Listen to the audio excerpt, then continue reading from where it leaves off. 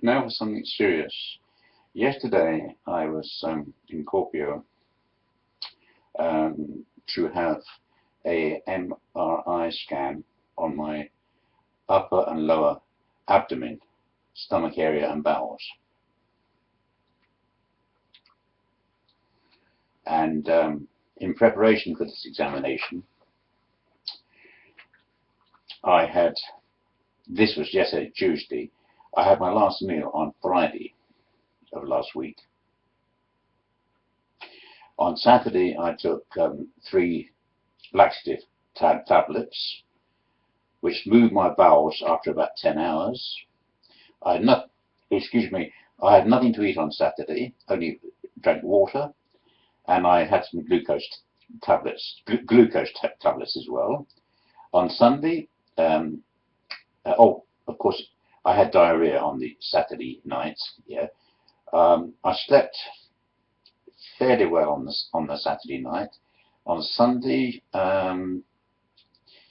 I again didn't eat during the whole of Sunday. I took 1 other laxative, which gave me more diarrhea later that day. So I hadn't eaten from Friday, so that was Saturday and Sunday without anything to eat. And I then began to have problems urinating. I couldn't stop. I couldn't start the flow. I had the constant urge that I needed to do a wee, but I just couldn't start. I don't know why. I had quite a lot of pain in my stomach and also in my bowels. And oh yeah, Sunday. The MRI scan was for the Tuesday. That's yesterday. So Monday. Yeah, sorry. So that was Saturday. No, my last food was on Saturday. So I didn't eat on Sunday or Monday. That's right, 2 days, Sunday or Monday. And anyway, went for these. So Monday night I didn't sleep very well because I had the constant urge. I went to sleep quite early, 11ish, and I woke up at 3 in the morning. I couldn't get back to sleep. I had this constant feeling I needed to go to the loo to do wee-wee, but I couldn't seem to pass any water. But my bladder felt full, but I couldn't pass water. So anyway, we left that morning to go to Kuopio at 7:30 in the morning, and my appointment was for 9 o'clock. And first of all, they gave me some water to drink. They told me I must have a full bladder as well for some reason, but then I had the urge to do wee-wee, so I did a wee-wee. I also had a feeling that my bowels were, and so I went in there and I had some wind, nothing else, just wind from my back passage, a lot of discomfort and pain and wind. So I had no food going through my system since the Saturday, so all day Saturday and Sunday and Monday. So this was Tuesday, and then when I tried to explain that I needed to do a wee, and they said you can't, and I said but I need to. They said you can't, and then they called somebody else, and then this other person, a tall lady, started talking in Finnish, and I was so tired. I had 2 bad nights and hadn't slept very well. I was exhausted, I was tired, I was fatigued, anxious, anxiety. Normally I'm quite placid and calm. I mean, I've been through a hell of a lot of things in my life, and I just take it all as it is, whatever. The house burns down, so what? What's the good of panicking? But that's the kind of person I am. However bad life is, no good moaning, you just get on with it. So anyway, this lady was starting to talk in Finnish, and after maybe 1 or 2 minutes, I said, look, please, I can't deal with these 2 languages. There was a nurse talking, there was this tall, upright person talking, we were sitting down, and Lisa was talking, and it did my head. So I stopped them. I didn't shout, didn't lose my temper. I just said, no, look, just what is the problem? And then Lisa said, oh, they wonder if you have a urine infection. After all the preparation for this examination, I certainly wasn't going to say, okay, I have a urine infection, let's go home and start all this again in a couple of weeks' time. It's so difficult. I mean, I've had colonoscopies, and they're always checking my bowels because I'm at high risk of cancer of the stomach and also the bowels. So this is a regular thing. I haven't ever had this particular test before with the MRI scan. I have been in an MRI scan, for other diagnostic tests, and also as CAT scan.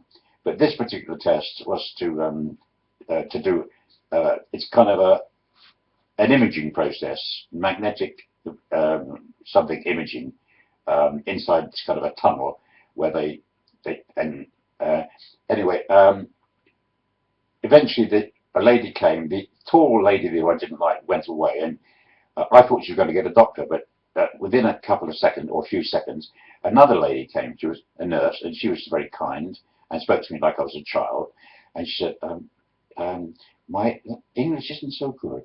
And I said to her, "Well, I'm sure we can manage. I'm sure we can manage. Let's just keep things simple. I've come for this examination. Let's just do what has to be done." So then she explained the whole procedure. You have to drink this. You have to drink this. She gave me like a litre of water, about half full. She said, "You must drink this within the next 10 minutes.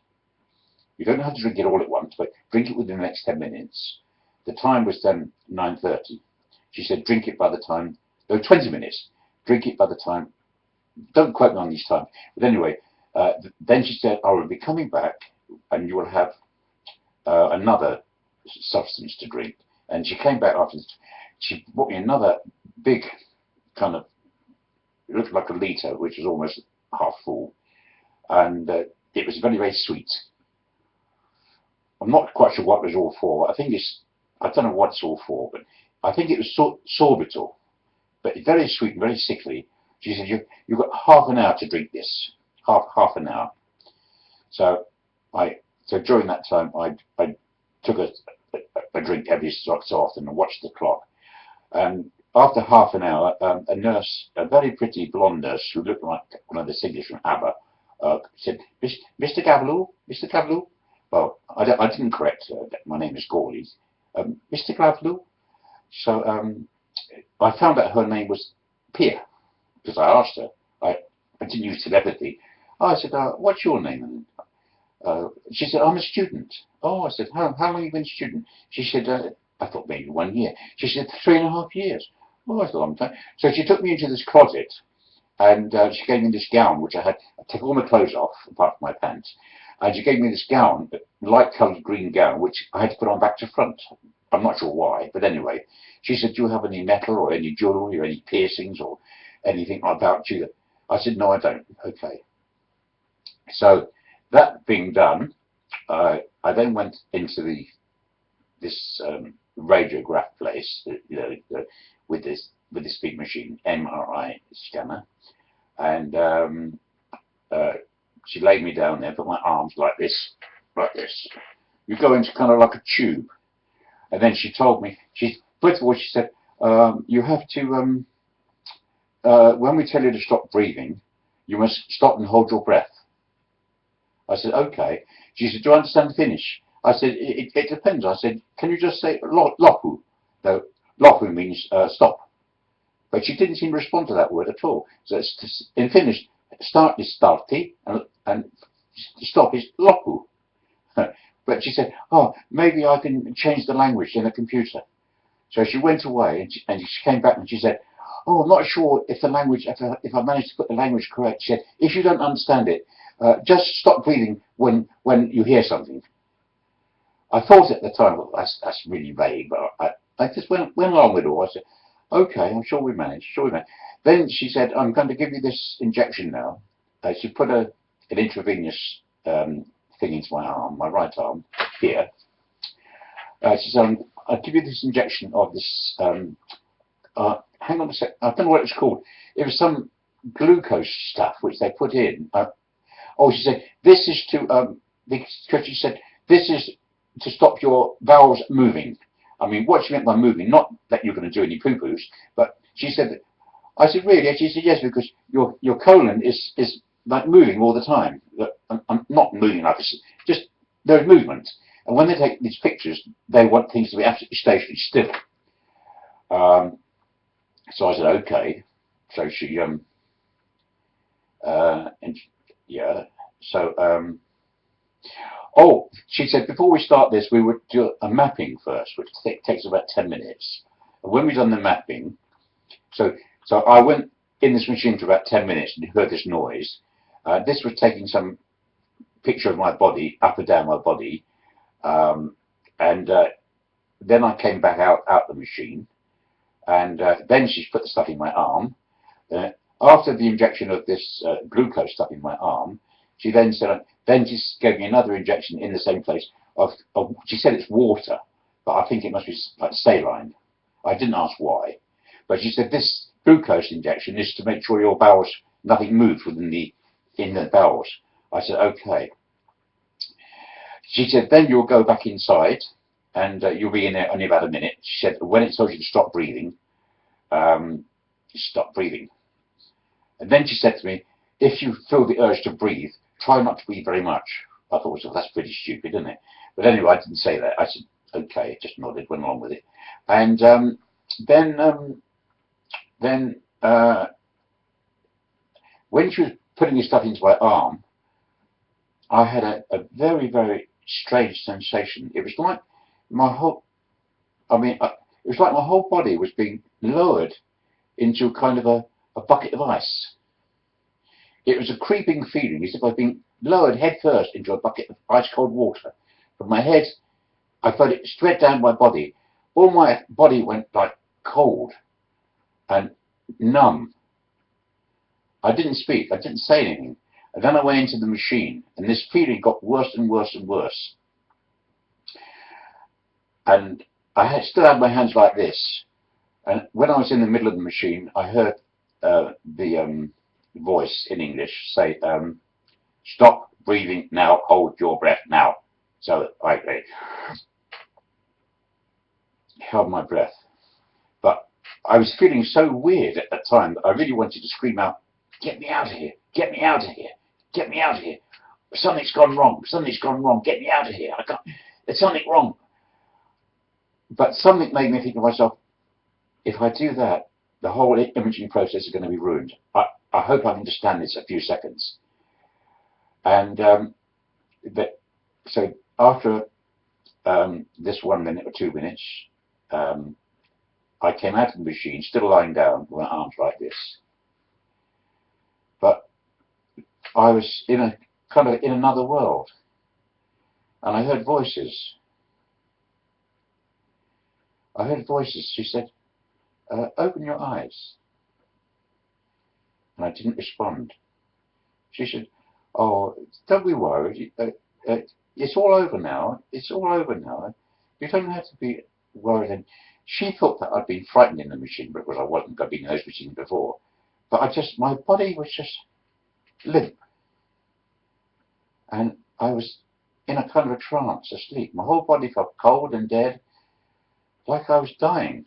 And it wasn't unpleasant. But the thought went into my head, I think, oh, I'm dying now.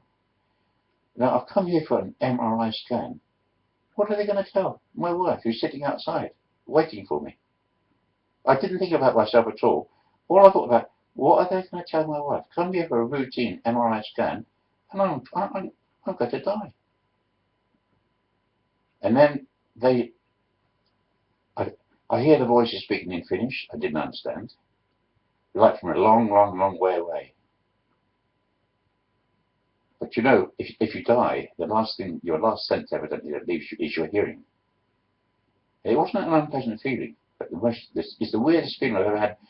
And then I heard this voice say, open your eyes. Open your eyes. Try it. Open your eyes.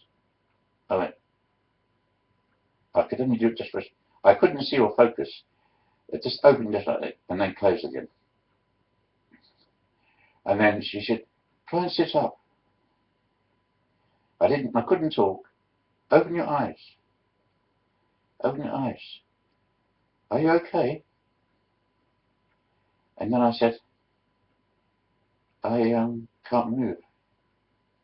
She said, try and sit up. Try and sit up. I said, oh, no. This whole thing, I can't give you the whole experience, because this whole thing took about half an hour. In the first 5 or 10 minutes, I just felt completely numb, at peace, and I heard these voices. And then she said, try and sit up. After 10 minutes, I began to feel slightly better. And I sat up, but I felt so weird. A little bit like being really, really drunk. really, really drunk, and feeling really sick, and I was flopping.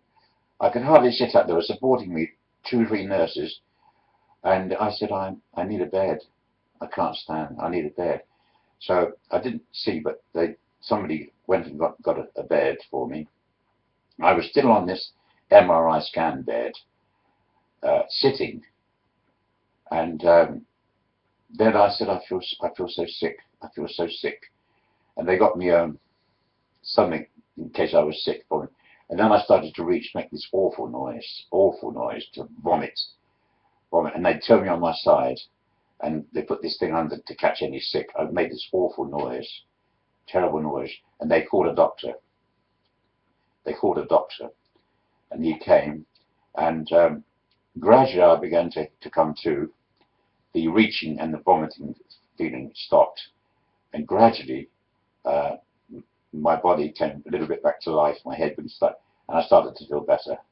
This whole episode, from beginning to end, lasted about half an hour. My only thought was, at the time when I thought I was gonna, this is my life, this is the end of my life, I could only think about, what on earth are they going to say to my wife?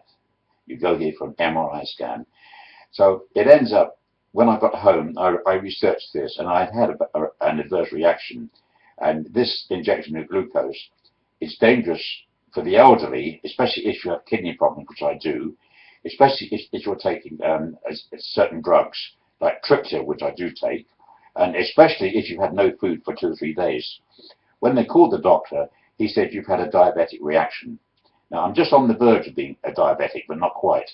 But this sudden surge of glucose, which they'd injected into my bloodstream, had put me into a coma. And when I was feeling better, I said, please don't ever give me this again. And they said, no, of course, your notes now, no. But they said, we had never seen this reaction before. This has never happened before. They looked ever so worried.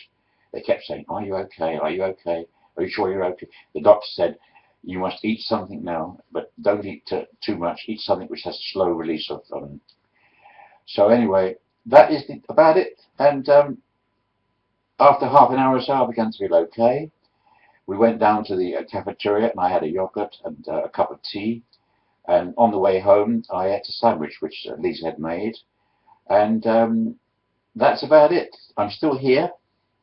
And but it's a warning that this glucose injection is dangerous if you've got kidney problems, if you're elderly. I'm 75, and if you have other problems with other medication.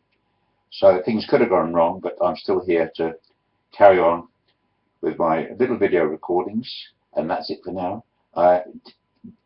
And that's all for now, and bye-bye.